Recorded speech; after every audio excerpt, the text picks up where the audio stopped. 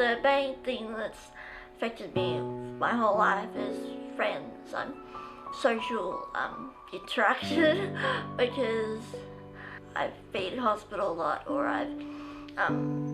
people are I haven't explained my illness very well when I was little, so people are quite ignorant and thought I could have a heart attack if they weren't nice to me or friends with me. 5 years ago I met Jess at a support group for young people with chronic illnesses, and she was, within 5 minutes, she was the first person that just straight out asked me what my illness was, and she was the first person I opened up to with everything, and it was just really good to have someone that relates to everything you're going through. Hi, I'm Eliza. Yeah, I have a congenital heart defect resulting in the right side of my heart not being formed properly. I also have a collapsed lung, and I suffer from chronic migraines, and I was diagnosed with scoliosis when I was 14. I had an operation on my heart when I was a baby. I also use a wheelchair for when I go out. I get puffed like just going to the letterbox basically. I also get quite lightheaded and lots of dizzy spells at the moment because I lack oxygen. I've only had the oxygen for about 3 months because as my oxygen levels have gone down, I've had more dizzy spells and lightheadedness, and that's because of the lack of oxygen. I can't concentrate very much as I've got even less oxygen, and I'm having even just trouble stopping starting because I can't even think of what exactly I'm trying to say, even though I'm just basically explaining my whole life, but that's like the easiest thing to explain. When do you see the cardiologist next? I don't know, they haven't made an appointment yet, but I'm saying... You've got your walk test, don't you? Yeah. Have you still got your oxygen on? No, not right now because the heater's on and it's a gas heater, so I could blow up. And that's not very fun. Liza just blows up from oxygen. The end of the documentary. We don't really see each other that often because she lives about an hour away, so, and I don't go there that much because I'm too unwell to travel, but we talk a lot on the internet and stuff.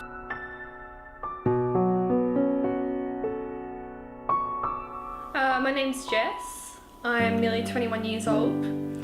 I'm studying my Bachelor of Nursing, and I'm also a writer. And for the past 7 years, I've been chronically ill. It's a neurological condition, so they don't know how it starts. They think maybe an infection, which affected my brain, and it now affects the rest of my body. It means I'm in chronic pain 24/7. I get very exhausted doing basic things. It's very hard for me to gain weight or keep my weight at a normal level.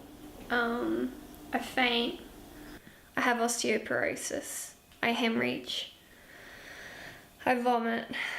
My heart is also affected, and I dislocate my hips. I was always a healthy child, healthy young teenager. At the beginning of year 8, I began to get some sore hips and sore back. I started to get more and more pain each day. And then on the first day back at school, I woke up and I couldn't walk. It took around 8 months for me to be diagnosed. During this time, they diagnosed me with everything from multiple sclerosis to arthritis until I was diagnosed with fibromyalgia. I became very, very sick very, very quickly. Within a year, I was completely confined to a wheelchair. My body was shutting down and I was dying. So I went into the Royal Children's for a few months and I had to learn everything all over again. How to walk, how to do all those basic things that everyone takes for granted. And after a few months I was able to leave and I was able to walk. my condition affects me from the moment I wake up until the moment I go to bed. I need about a minimum of 12 hours sleep, so I have a tendency of getting up sort of mid-morning, depending how sick I was. First thing I have to do is clear my lungs out, so I have to retch into the bathroom, and I bring up a lot of mucus and blood, which isn't very nice. I have to do my blood pressure each day. I have really low blood pressure, and I'm on a lot of medication for it. It's good nursing practice, so I consider a bit of a benefit against everyone else, really. It's usually pretty quick. It just depends on the day, how I am, how often I have to do it. So I just use my stethoscope.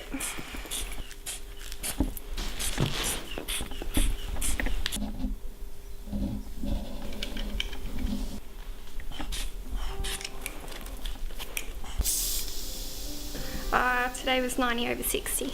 Low, but not too bad. Not too bad.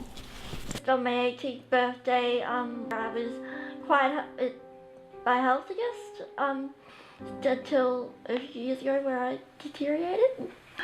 With my scoliosis, even though I have worn a back brace for 3 years, since I was 14, there is a chance that it could, the bend of the spine could increase and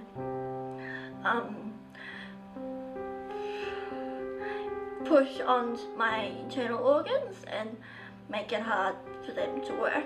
This is my med bag. So these are my meds. So I have melatonin. In the morning I take Cardia for my heart. Methindol 4, I have to take that each night for my pain. Tranexamic acid stops me hemorrhaging, and that's a huge amount of money, all these meds. Pantoprazole for 2 because cardio can upset your stomach if you take it low enough. What other ones of note have I got in here? I also take Endep at night for migraines. Zoli, Epilum, escitalopram, which helps stop me fainting. Endo, Valparin, and Ramapril for my heart. I have to have a supplement so that I don't need a feeding tube. You can either drink it or you can have it through a nasogastric tube in your nose. And these I have to have along with my food each day just to help me keep the weight on. They're really, really disgusting and they make me gag a lot. And that's sort of an everyday thing, so I can avoid having a tube, so I can't really complain too much about those.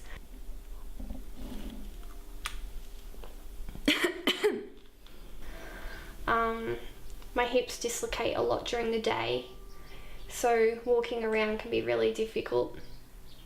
I can't do things like walk upstairs with ease. I can't walk very far without needing a rest because of my heart. I get very tired very easily. So on my bad days, I don't have the energy to shower, or if I do have a shower, I have to go straight back to bed, which is really frustrating.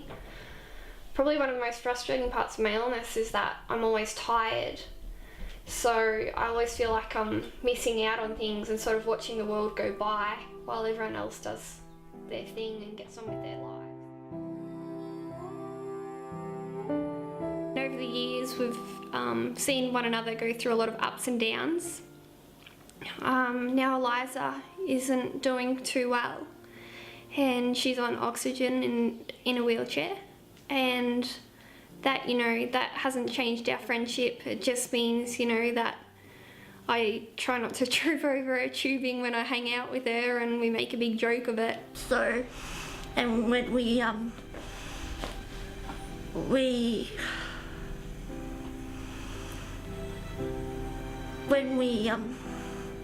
talk, we make plans even if we know we might not do them, just to get through everything. And she's helped me a lot with, except raising my illness and everything really. So you're looking at coming down at 1 o'clock, yeah? Yeah, is that alright? Yeah, that's fine. And how are you getting back Sunday? I'm just gonna catch a train. Catch a train. All right. Yeah. Well, we'll be taking heaps to the train station, I'd imagine, anyway. Yeah. I gotta go do my meds and have some breakfast and stuff. But I'll see you Saturday. You're coming about 1 o'clock, yeah? Yep. I'll see you at your party. So, Oh, I'm excited. I can't wait to see your costume. All right. I'll talk to you later tonight. bye. Bye.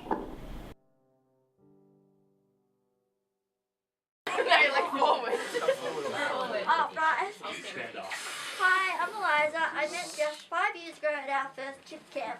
Ironically, we only became friends after I moved from Ballarat 3 months later. Good timing, huh?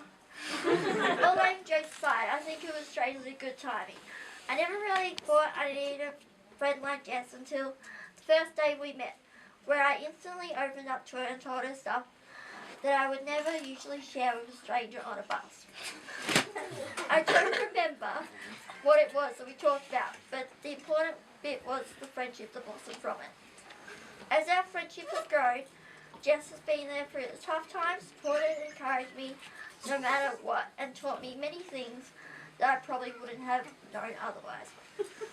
Like how to make fun of yourself, and how to love life even when it sucks. That not every cardiologist is attractive, and how to look forward to the smallest things in life as much as the big things, sorry.